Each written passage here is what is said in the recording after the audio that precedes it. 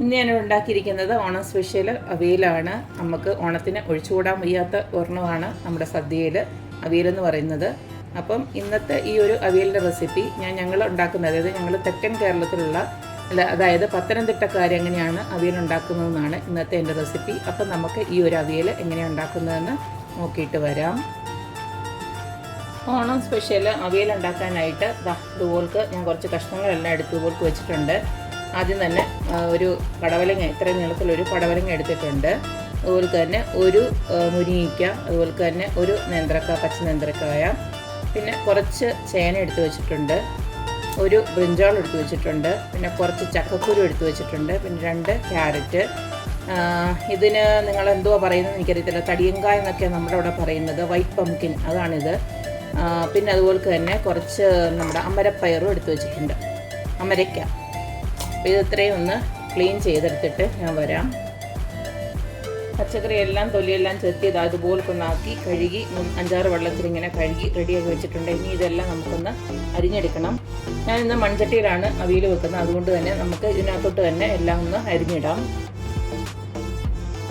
അവിയലിനായതുകൊണ്ട് തന്നെ നമുക്കെല്ലാം നീളത്തിൽ വേണം അരിഞ്ഞിടാനായിട്ട്. ഇതൊക്കെ ആണെങ്കിൽ ഒരു 3 കഷ്ണം വെച്ചിട്ട് ആ ഒരു നീളത്തിൽ നമുക്ക് അരിഞ്ഞിടാം.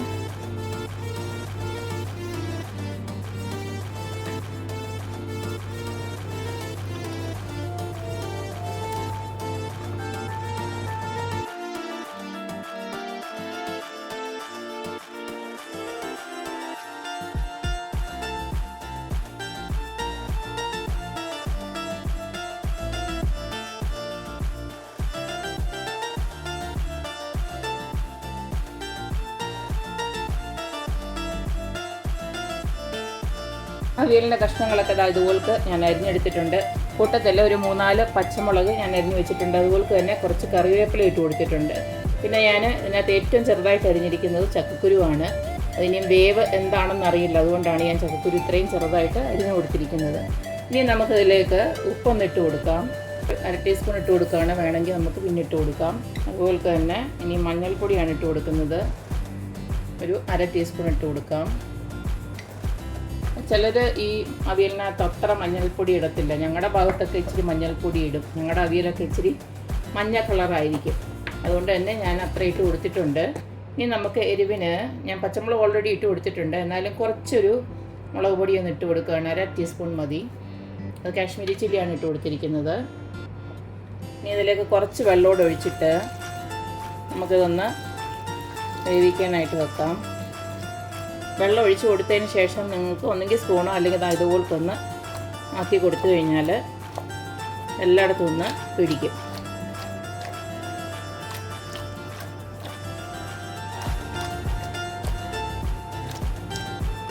ഇനി നമുക്കത് അടപ്പേ വെച്ചിട്ടൊന്ന് വേവിച്ചെടുക്കാം. അപ്പോൾ ഞാൻ സ്റ്റവ് കത്തിച്ചിട്ട് ഞാൻ നമ്മുടെ കഷ്ണമൊക്കെ ഒന്ന് വേവാനായിട്ട് അടപ്പിലോട്ട് വെച്ച് കൊടുത്തിട്ടുണ്ട്. ഇതിനെ ഒന്ന് വെന്ത് വരുമ്പോഴത്തേക്ക് നമുക്കൊന്ന് അരപ്പ് തയ്യാറാക്കാനുണ്ട്. അപ്പോൾ അവിയലിൻ്റെ അരപ്പ് അരച്ചെടുക്കാനായിട്ട് 1 കപ്പ് തേങ്ങ ഞാൻ ഇട്ട് കൊടുത്തിട്ടുണ്ട്. അത് നിങ്ങളുടെ ഇഷ്ടമാണ്, തേങ്ങ കൂട്ടുകയും കുറയ്ക്കുകയൊക്കെ ചെയ്യാം അവിയലിന്. ചിലർക്ക് തേങ്ങ അധികം ഇടുന്ന ഇഷ്ടമല്ല. ഇപ്പം ഞാൻ ഇത്ര എടുത്തിട്ടുണ്ട്. ഇനി ഇതിലേക്ക് ഒരു 3-4 അല്ലി വെളുത്തുള്ളിയാണ് ഇട്ട് കൊടുക്കുന്നത്. അതുപോലെ തന്നെ ക്യുമിൻ സീഡ് 1 ടീസ്പൂണോളം ഒന്നിട്ട് കൊടുക്കാം. ഇനി ഇതിലേക്ക് കുറച്ച് കറിവേപ്പിലൂടെ ഞാൻ ഇട്ട് കൊടുത്തിട്ടുണ്ട്. ഇനി ഇതൊന്ന് ചതച്ചെടുക്കുകയാണ് ചെയ്യുന്നത്. ഇതിനകത്ത് ഞാനിപ്പോൾ മുളകൊന്നും ഇടുന്നില്ല, കാരണം ഓൾറെഡി നമ്മൾ മുളകൊക്കെ ഇട്ടിട്ടുണ്ട്, പച്ചമുളകൊക്കെ ഇട്ടിട്ടുണ്ട്. ഒരുപാട് എരിവ് വേണമെങ്കിൽ നിങ്ങൾക്ക് ഈ ഒരു സമയത്ത് കുറച്ച് 1-2 പച്ചമുളക് കൂടെ അരച്ചെടുക്കാം. അപ്പോൾ ഈ ഒരു രീതിയിലാണ് ഞാൻ ചതച്ചെടുത്തിരിക്കുന്നത്. ഒരുപാട് ഫൈനായിട്ടൊന്നും അരഞ്ഞിട്ടില്ല. ചിലരാണെങ്കിൽ നന്നായിട്ട് അരച്ചെടുക്കും. ഞാൻ ഈ ഒരു പരുവത്തിൽ അരച്ചെടുക്കുന്നുള്ളൂ. നമ്മൾ ഓൾറെഡി മഞ്ഞൾപ്പൊടി ഇട്ട് കൊടുത്തിട്ടുണ്ടാണ് ഇപ്പോൾ ഞാൻ മഞ്ഞൾപ്പൊടി ഇട്ട് കൊടുക്കാത്തത്. ഇനി നമുക്ക് കഷ്ണം വേകുന്നുണ്ടെങ്കിൽ ഇതൊന്നും അങ്ങോട്ട് ഇട്ട് കൊടുക്കാം. അവിയലിൻ്റെ കഷ്ണമൊക്കെ നല്ലതായിട്ട് വെന്ത് വന്നിട്ടുണ്ട്. പിന്നെ നമ്മുടെ ചക്കക്കുരുവൊക്കെ നല്ല ഫൈനായിട്ട് വെന്ത് വന്നിട്ടുണ്ട്. അപ്പം ബാക്കി എല്ലാ കഷ്ണവും അതുപോലെ തന്നെ ചേനയും, ഇത് രണ്ടുമാണ് മെയിനായിട്ട് നോക്കേണ്ടത്. അത് രണ്ടും നന്നായിട്ട് വെന്ത് വന്നിട്ടുണ്ട്. കണ്ടില്ലേ, തൊടുമ്പോൾ തന്നെ വെന്ത് വന്നിട്ടുണ്ട്. ഇനി നമുക്ക് ആ അരപ്പൊന്ന് ഇട്ട് കൊടുക്കാം.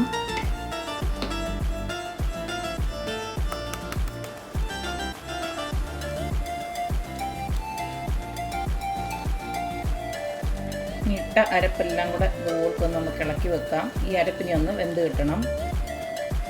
ഈ സമയം നമുക്ക് ഉപ്പ് കൂടെ ഒന്ന് നോക്കണം.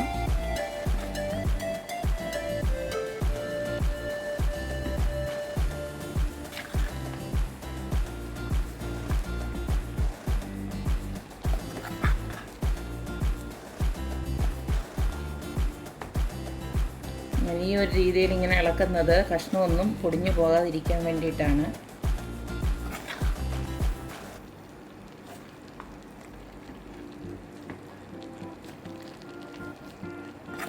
ഇതിലിത്തിരി ഉപ്പിൻ്റെ കുറവുണ്ട്. ഞാൻ ഇച്ചിരി കൂടെ ഉപ്പിട്ട് കൊടുക്കുകയാണ്. 1/2 ടീസ്പൂണോടെ ഇട്ട് കൊടുക്കുകയാണ്.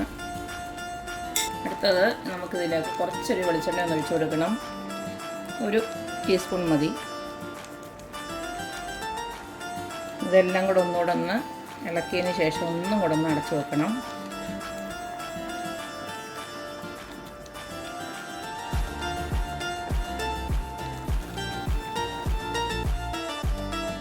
അഞ്ച് മിനിറ്റും കൂടെ ഞാനിതുപോലത്തെ ഒന്ന് അടച്ചു വെച്ചു. അവിയൽ പെർഫെക്റ്റ് ആയിട്ടുണ്ട്.